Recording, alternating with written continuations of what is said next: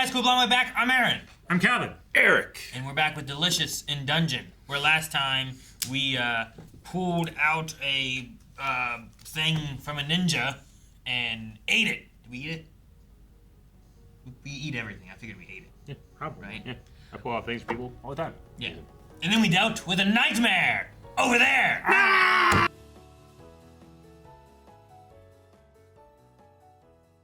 I was worried for a second.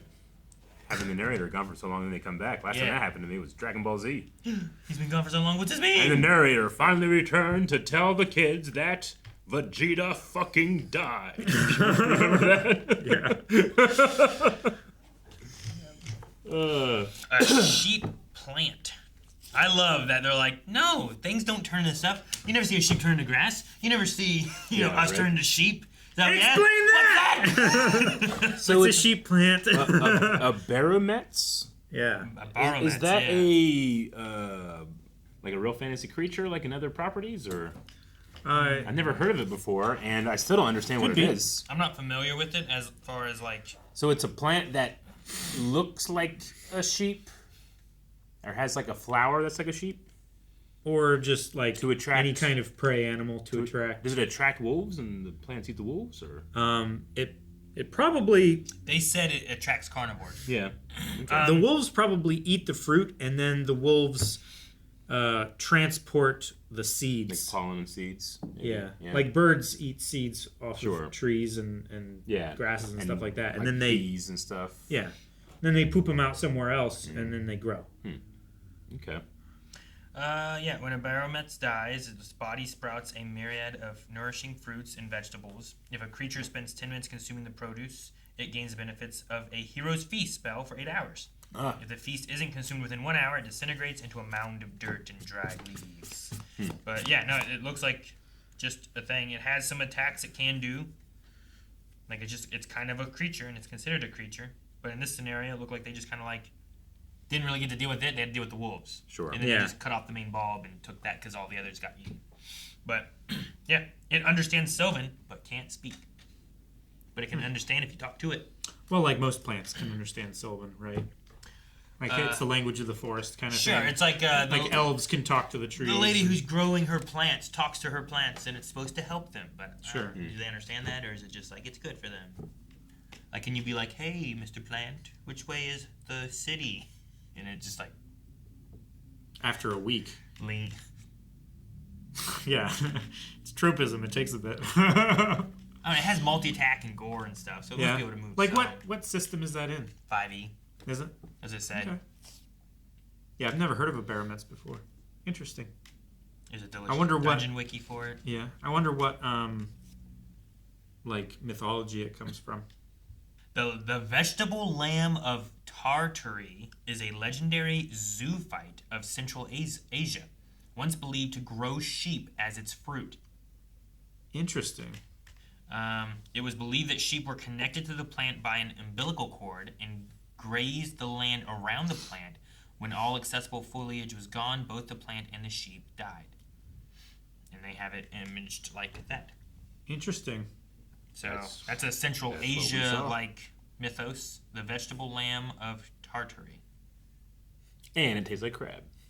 So I guess like eating monsters, like people just find it, like I say, they find it gross just because they consider it like unclean. So it's kind of like people eating rats, I guess, right? Like it's a creature, but people like generally think of rats and they think of unclean, so they are gonna be like, ugh, not rat, you know. I mean, I'm sure there's a lot of animals that like, in general, people are like, hey, would you eat a, if you just say, hey, we're gonna eat scorpion, a lot of people be like, what? It's or like, not, but kosher, horse. I think is a thing too, right? Where it's like, this isn't kosher, so they don't eat, like pig and stuff like that. I feel like horse is closer to like a dog or a cat, where we consider it more of a companion animal than a food stuff. I wouldn't consider it unclean, but I also wouldn't want to do it. Yeah, would you eat dogs and cats? I think a lot of people wouldn't do that either, you know? Yeah. Sure. But I think it also depends on how damn around the hungry world are you, you know? Like, are you hungry enough that you would eat a dog? I think I'd eat lots of shit if I was like, I am hungry and I'm going to die, I need food. You know what I mean? Sure, yeah. That rat's going to start looking real good. Especially in like survival situations or out in the wilderness or something. Yeah. If I'm living on an island, whatever I can fucking find, I'm probably going to eat, you know? I mean, that was our way of life for millions and millions of years. Now we get to pick what we want to eat versus what we can get to eat. Yeah. Now we get to choose the things that we like to eat. Yeah. Choosing beggars. I mean, if I'm going to eat a bat, or whatever it is, like, there's some things that I'm like, I'm not going to throw that on my plate at the dinner table. Mm-hmm. But in a post-apocalyptic world... Well, I mean... To that point... Eric starts looking real good, we get desperate. In what context? What? What do you mean? I mean, it's going to be the most bang for your buck, in terms of murder / cannibalism, because, fat's the most calorie rich. Yeah, I will go. But slow. I also survive longer. I'll be stronger longer than you will. So once you get desperate enough, I'll be slightly stronger than you because I still have some reserve. Maybe, yeah, sure. Mm-hmm. We'll just get you in your sleep. We're gonna cut off your leg, and then I know what you can sleep. We'll cut off your leg on the second day. And we'll I would be that desperate. we cut off your leg and we'll share it with you. Yeah. It's not how it works. We'll do you the favor of letting you eat some too. The first bite, man. Yeah. We'll cauterize you. Start eating my arm, trying to survive. If you're gonna eat me, make sure you're don't eat just the fat. You gotta mix it with other pieces of protein, or you're gonna be left with meat that you're not able to process as well. Make sure you keep all that fat to mix with other foods. I'm gonna make soap. Don't make soap. I'm making soap. You don't need soap. Okay. You don't need to be clean. I'm not gonna eat soap. Clean Why do you need to be clean? I need to wash my hands to eat the meat. I gotta wash you too. I can't get diseases. I haven't eaten Eric. This bit has sand.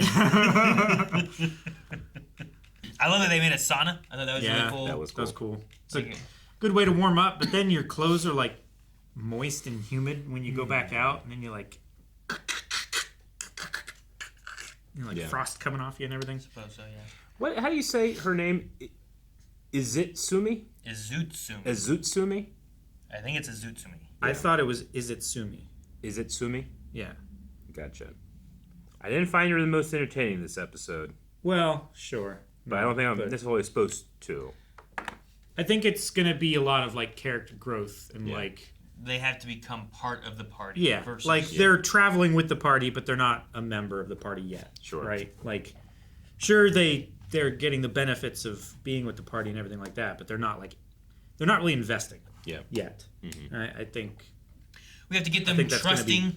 Yeah. Not thinking that we're trying. Why in the world is Chochuk trying to get them to die at the ice golem? What benefit does he get from lying to them and being you're dead? Sure. Mm-hmm. So there seems to be some biases, some wants that they just. That's what they want. I want this. I'm not gonna do the things I don't want. That way looks hard. Yeah. So I'm going this way. Yeah, but you said you smelled the campfire that way. Yes. Yep, but I'm going this way. Yeah. That doesn't make sense. So I think it's definitely a learning thing they need to do. I guess so. Yeah. So I'll be curious to see. But the agility. The agility's awesome. Definitely better very than helpful. anyone else that we've seen, I think, too. Fighting something real big, if we have to go against Fallon, they're really big too. Right? Yeah, that's true. Yeah. So that might be really helpful to have. And then you kind of get that. You get that rogue ninja. You get both with Chochuk and Izutsumi, where they probably can do similar things, but also a little different. Yeah. And one's going to be a better fighter, where the other one doesn't seem to be a better fighter. I was trying to think of what Izutsumi's class would be. I figured Chochuk is a rogue. But I think just straight rogue. Okay. But kind of like that rogue thief. So D&D does D&D have a ninja class? So you might take them both in rogue, but they branch differently, perhaps. They have different subclasses. Sure. Kind of like when you pick your, pick a. Well, you can be a thief or an assassin rogue. Yeah. Those are two different subclasses. I know there's a bunch of subclasses like pirate in the rogue class. It's like picking your Baldur's Gate, but then you get to kind of specialize into things. Rangers, some of them get pets and companions and stuff, and other ones don't. They're more about just how the arrows I figure that a ninja maxes out their dexterity, has sleight of hand, and all that stuff. But they might both be kind of based in rogue. Yeah. But I've also seen ninja classes. Things have happened like that where they have those. You might have a fighter back in the day where fighter is kind of just a basic class thing, but it might really split off to where some fighter stuff could be a little bit more of a pirate or something where it's more rapier and thrusting and stuff and almost roguish. But you might also go a little bit more towards almost barbarian side where it's a lot heavier weapons and stuff like that. And two-handed weapons and Yeah, heavy you can do, armor. Or like and Paladin Knight You kind of can stuff. be Like a they can kind dashing, of yeah. fluctuate. like an Eldritch Knight, and you can do some magic stuff. Yeah, a spell sword kind of thing. Yeah, like so. There's some different things like that depending on what you're doing. And you can also, like, if you have some kind of, like, character that you have in mind, you can kind of, like, change it to be what you want to. Like, Yeah. it would probably be, like, a fighter that you would morph into, like, a samurai character, you know? Yeah, you can make a samurai out of a fighter. That'd be cool. So it, But you I know, think both would kind of be based on like the rogue category, but one's going a little bit more probably like attack and agility, and probably both have high dexterity. Yeah. But they're in different, not professions, but specialties. Sure. specializations, yeah. I've also seen people use a monk class to change into, like, a stealthy kind of ninja. Yeah, I've seen Character. at the very least in Baldur's Gate when I've played around with the monk stuff. Like Shadow Monk is awesome because you can like teleport to a shadowy place. Yeah. I'm like, oh hell yeah, that's so pretty cool. That's here is like I was like, what's the best class to be a ninja character? And someone's like, Shadow Monks are pretty underrated. Shadow Monk, yeah, I would imagine Shadow Monk with maybe They a have the hand-to-hand. like a versatile weapon that you don't have to rely on strength stat as much. I Yeah. don't know, or a finesse. I don't know what they call it, versatile or finesse. Yeah.